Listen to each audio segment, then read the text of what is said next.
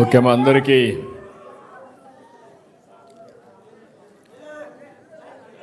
సాంఘిక సంక్షేమం, విభిన్న ప్రతిభావంతుల మరియు వయోవృద్ధుల సంక్షేమ శాఖ మంత్రి శ్రీ డోలా శ్రీ బాల వీరేంద్రనాథ్ స్వామి గారు,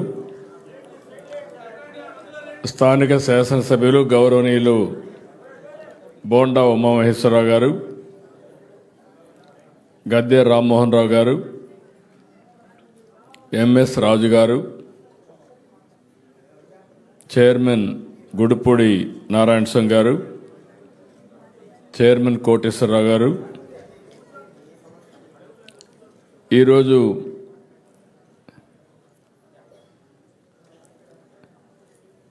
మనందరికీ ఒక స్ఫూర్తిదాయకంగా బ్రహ్మాండంగా ఆడి ప్రతిభావంతుల కాంపిటీషన్లో సక్సెస్ చూపించిన స్ఫూర్తిదాతలు ఇద్దరు మన దగ్గర ఉన్నారు. ఒకటి కరుణకుమారి, రెండు కుమారి దీపిక.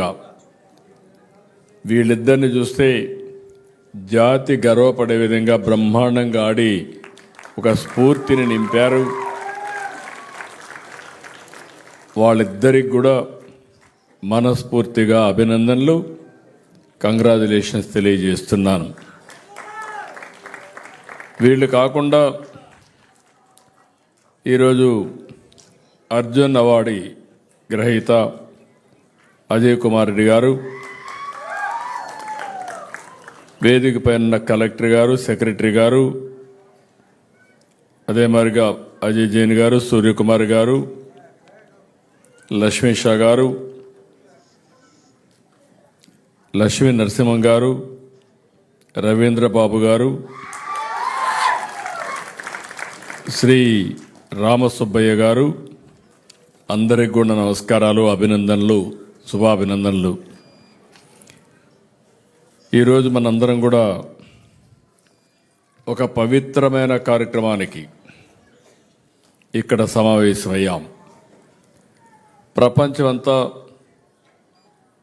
అంతర్జాతీయ ప్రతిభావంతుల దినోత్సవం జరుపుకునే సందర్భంలో మనం ఇక్కడ సమావేశమై మనందరం వారికి అండగా ఉంటామని చెప్పడమే కాకుండా వారిని పూర్తిగా ప్రోత్సహించడానికి ఇక్కడ మనం సమావేశమయ్యామని చెప్పి కూడా నేను మీకు తెలియజేస్తున్నా. దివ్యాంగులు ఎప్పుడూ బలహీనులు కాదు, వాళ్ళు విభిన్న ప్రతిభావంతులు. నాకు ఒక నమ్మకం, నేను ఎప్పుడు కూడా వాళ్ళని ఏదో దివ్యాంగులుగా చూడకుండా, లేదు వాళ్ళు ఏం చేయలేరని వాళ్ళని ఎప్పుడు కించపరచకుండా నేను ఎప్పుడూ ఒకటే ఆలోచించాను, వాళ్ళని విభిన్న ప్రతిభావంతులుగా చూడడానికి, వాళ్ళని పూర్తిగా సహకరించడానికి నేను ఎప్పుడూ పనిచేశానని చెప్పి కూడా నేను మీకు తెలియజేస్తున్నా. ఈరోజు మీకు కొంచెం మద్దతు ఇస్తే విజయం మీదే. మీకు విజువల్ పవర్ ఎక్కువ, పట్టుదల ఎక్కువ, శక్తి మీకుంది. అందరికంటే ఎక్కువ పట్టుదల ఎవరికి ఉందంటే వారికి చిరునామాగా దివ్యాంగులు ఉంటారని చెప్పి మరొక్కసారి విజ్ఞప్తి చేస్తున్నా. ఈసారి అంతర్జాతీయ దివ్యాంగుల దినోత్సవం కూడా theme fostering disability, inclusive societies for advancing social progress. అంటే సమాజంలో అందరిలాగానే దివ్యాంగులకు సమాన అవకాశాలు, హక్కులు, గౌరవం పొందాలి.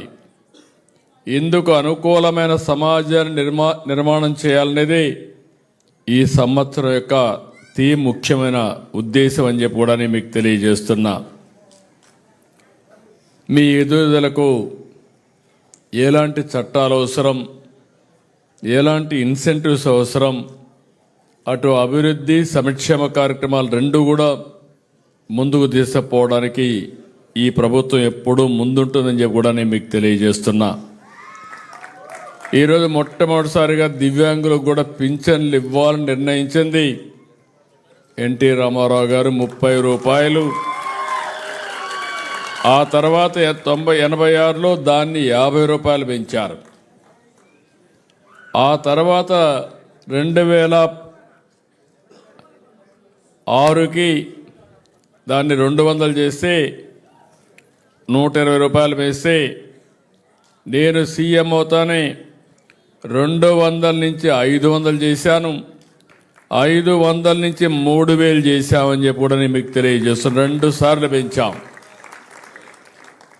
అంటే ఒకసారి మళ్ళీ మొన్న వచ్చినప్పుడు ఏమాత్రం ఆలోచించకుండా 3000 6000 చేశామని మీ అందరికి విజ్ఞప్తి చేస్తున్నా.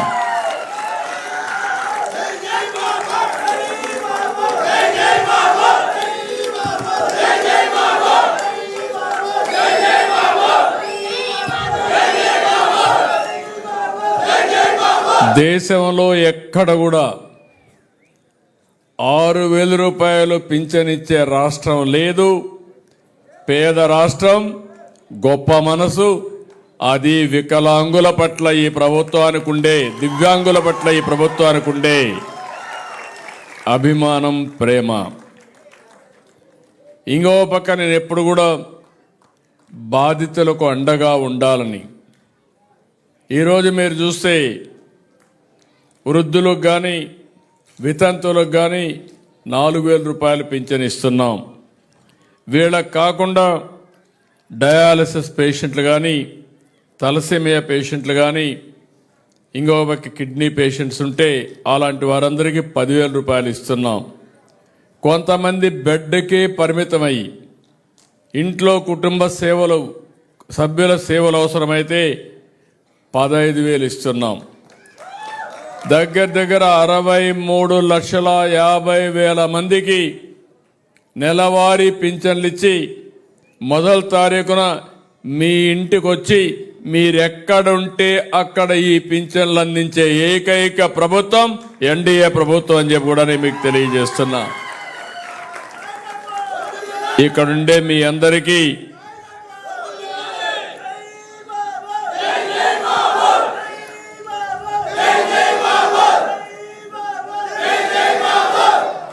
ఏడు 7,68,000 మందికి దివ్యాంగులకి ప్రతి నెల 470 కోట్లు పంపిణీ చేస్తున్నాం. సంవత్సరానికి 6,000 కోట్ల రూపాయలు మీకు ఇచ్చేది అది మా కమిట్మెంట్ అని చెప్పి మరొక్కసారి విజ్ఞప్తి చేస్తున్నా. బ్యాక్లాగ్ పోస్ట్ అన్నిటికీ స్పెషల్ రిక్రూట్మెంట్ డ్రైవ్ గడువు కూడా పొడిగిస్తున్నాం. ఇప్పుడే మీరు చూశారు దివ్యాంగులకి గమనుండే పోలీస్ దివ్యాంగులకి అందరికీ ఎప్పటికప్పుడు మీరు నడవడానికి అవకాశం ఉండే విధంగా మోటార్ వెహికల్స్ కూడా ఇస్తున్నాం.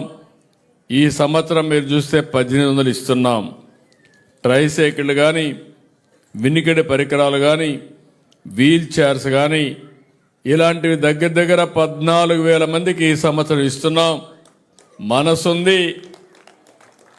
గడచిన ఆర్థిక వ్యవస్థను చూస్తే చాలా చిన్న భిన్నమైంది. అయినా కూడా మిమ్మల్ని కూడా ఆదుకోవాలనే ఏకైక లక్ష్యంతో ఈ ప్రభుత్వం పనిచేస్తామని చెప్పి కూడా నేను మీకు తెలియజేస్తున్నా. ఎన్ని అడ్డంకులున్నా వైకల్యం విజయానికి అడ్డు కాదని ఈరోజు ఇక్కడుండే 3 నిరూపించారు. అజయ్ కుమార్ రెడ్డి, కరుణ, ఇంకొక పక్కన ఇప్పుడే దీపిక. ఈ 3 కూడా గట్టిగా చప్పట్లు కొట్టి మీరందరూ వారిని అభినందించాలి, ఆశీర్వదించాలి. అల్లూరి సీతారామ జిల్లాకు చెందిన బ్లైండ్ ఉమెన్ క్రికెటర్ కరుణ కుమారి. ఆవిడని చూస్తే ఎంతో ప్రేరణ. కంటి చూపు లేదు, కేవలం శబ్దంతోనే క్రికెట్ ఆడి ఆట నేర్చుకునింది. ఆర్థిక పరిస్థితి బాగాలేదు. తండ్రి వద్దని అడ్డం పెట్టాడు. ఎట్టి పరిస్థితిలో నన్ను ఆశీర్వదించమని తండ్రిని అడిగి మళ్ళీ అవార్డుతోనే తిరిగి ఇంటికి వస్తానని మాట నిలబెట్టుకున్న ఆడబిడ్డ మన కరుణాకుమారి. ఇంకొక పక్కన దీనికి పూర్తిగా కూడా మన మిత్రుడు అజయ్ కుమార్ రెడ్డి ట్రైనింగ్ ఇచ్చాడు, ప్రోత్సహించాడు. ఆయన్ని అభినందిస్తున్నా.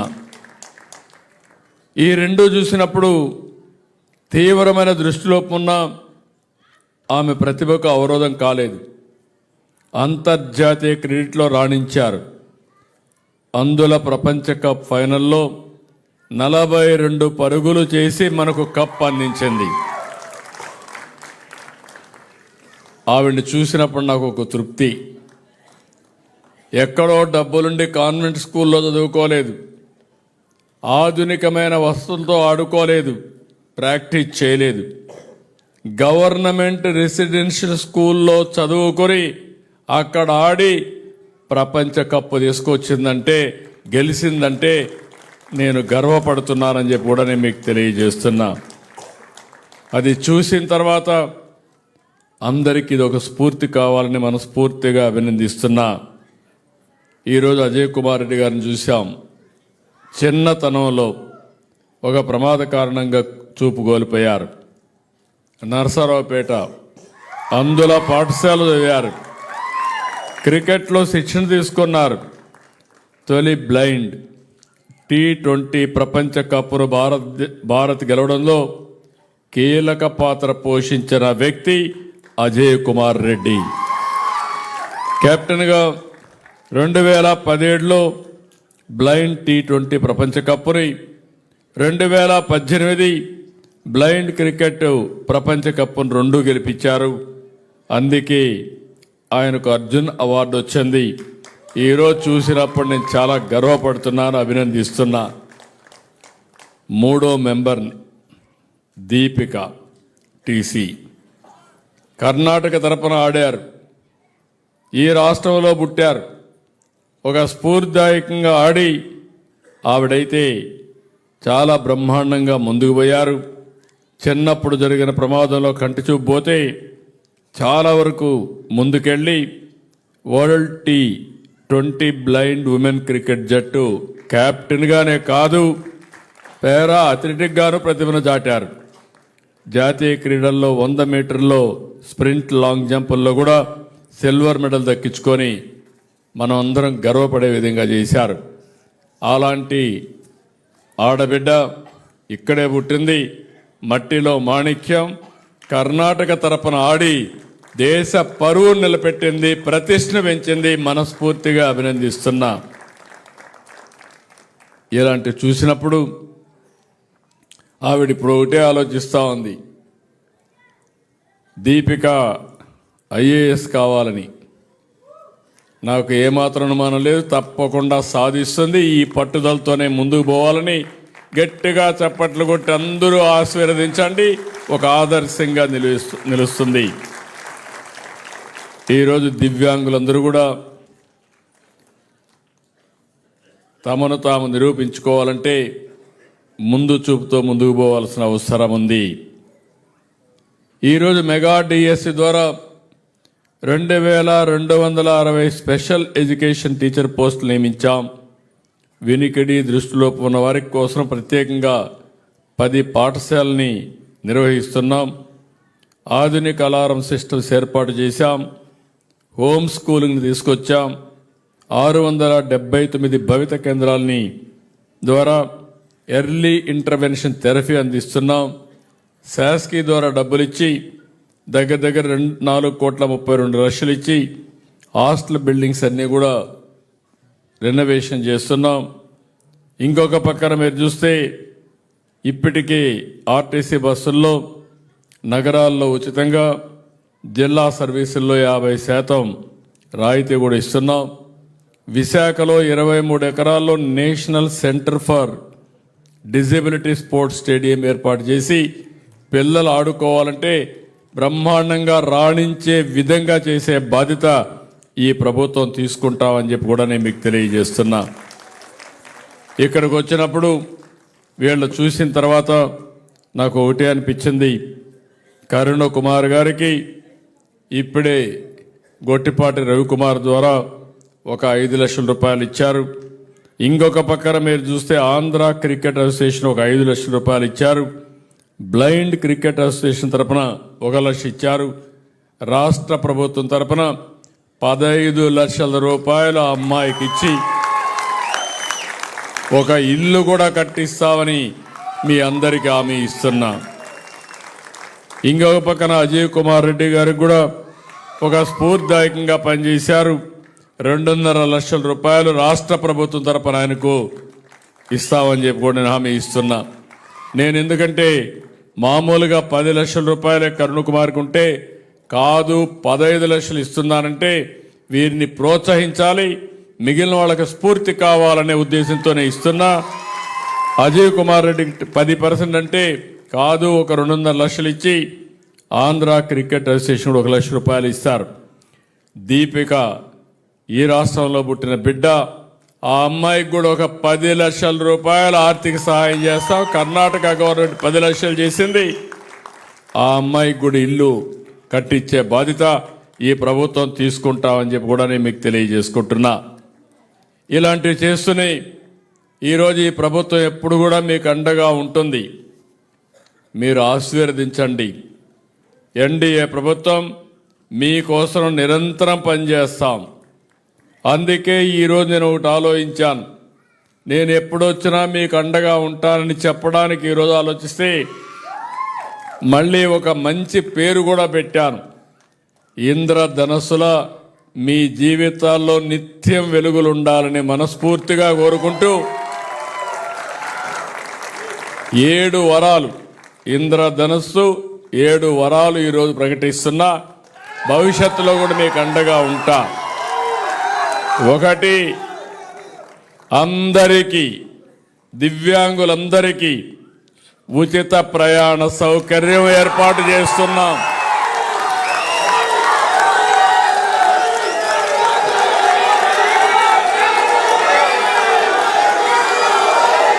నా ఉద్దేశం ఒకటి, సమాజంలో అందరికంటే ఇబ్బందులో ఉండేది మీరు, అందులో మిమ్మల్ని ఆదుకోవడం మా బాధ్యత.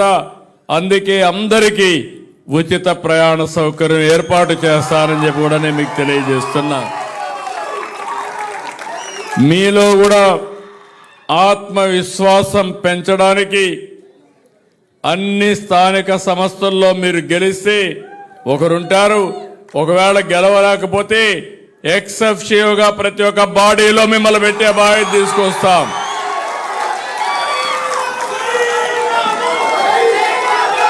మీరు కూడా రాజకీయాల్లో రాణించాలి, ప్రజాసేవ కూడా చేయాలి. ఈ దివ్యాంగులుగా ఉండే మీకు ఇది అడ్డంకు కాదని చెప్పడానికి ఈరోజు ఈ నిర్ణయం తీసుకుంటున్నానని చెప్పి కూడా నేను మీకు తెలియజేస్తున్నా. 3వది, దివ్యాంగులకు ఆర్థిక సబ్సిడీ పునరుద్ధరణ. ఎస్సీ, ఎస్టీ, బీసీ, మైనారిటీకి ఇచ్చినట్టే మీకు కూడా మళ్ళీ ఈ కార్యక్రమాన్ని పునరుద్ధరిస్తాం. దీనికి ఒక 19 కోట్లు అవుతుంది. పర్వాలేదు, మీకు అండగా నేను ఉంటానని చెప్పి మీకు తెలియజేస్తున్నా. క్రీడల్లో పూర్తి స్థాయి భాగస్వామ్యం. శాప్ ద్వారా అన్ని క్రీడా కార్యక్రమాలు, టాలెంట్ డెవలప్మెంట్ స్కీములు దివ్యాంగులకు అందుబాటులో ఉండే విధంగా చర్యలు తీసుకుంటానని చెప్పి కూడా నేను మీకు తెలియజేసుకుంటున్నాను.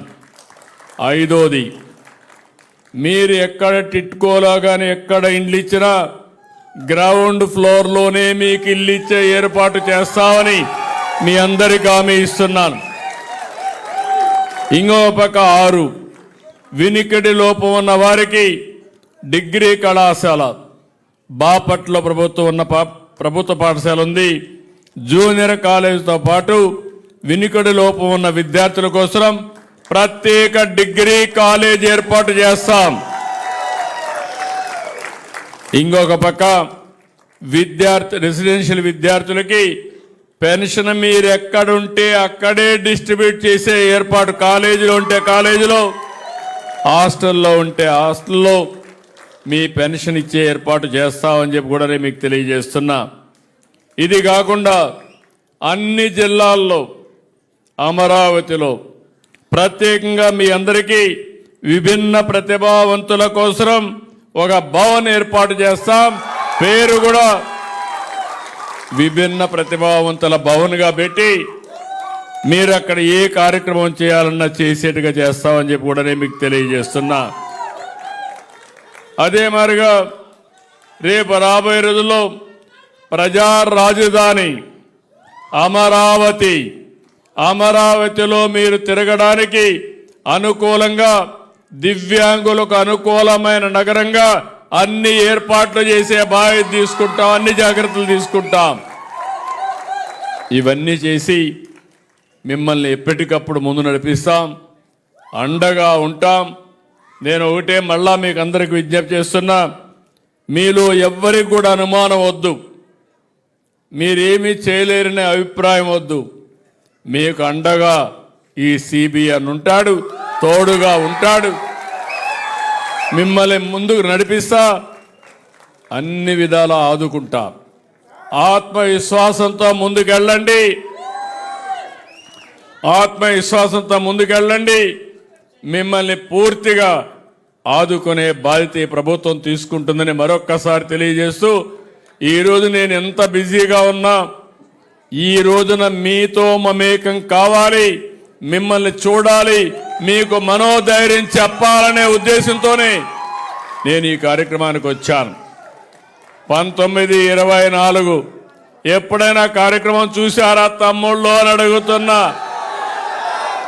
ఒక్కసారి అంతర్జాతీయ దివ్యాంగుల సదస్సు పెట్టారా తమ్ముళ్ళు అని అడుగుతున్నా. ₹1 మీకు సహాయం చేశారా తమ్ముళ్ళు అని మిమ్మల్ని అడుగుతున్నా. అది అప్పటికి ఇప్పటికీ వాళ్ళకుండే వాళ్ళు చూస్తే ఏమనాలో నాకు తెలియదు, కానీ మిమ్మల్ని కక్ష కట్టారు, దివ్యాంగుల పైన కక్ష కట్టి దాడులు చేశారు తప్ప మిమ్మల్ని ఆదుకున్న పాపాన పోలేదు. నేను మీకు అండగా ఉంటా, మీరు ధైర్యంగా ముందుకు నడవమని మరొక్కసారి కోరుకుంటూ, అందరికీ మరొక్కసారి అంతర్జాతీయ దివ్యాంగుల దినోత్సవ సందర్భంగా అభినందనలు, శుభాకాంక్షలు.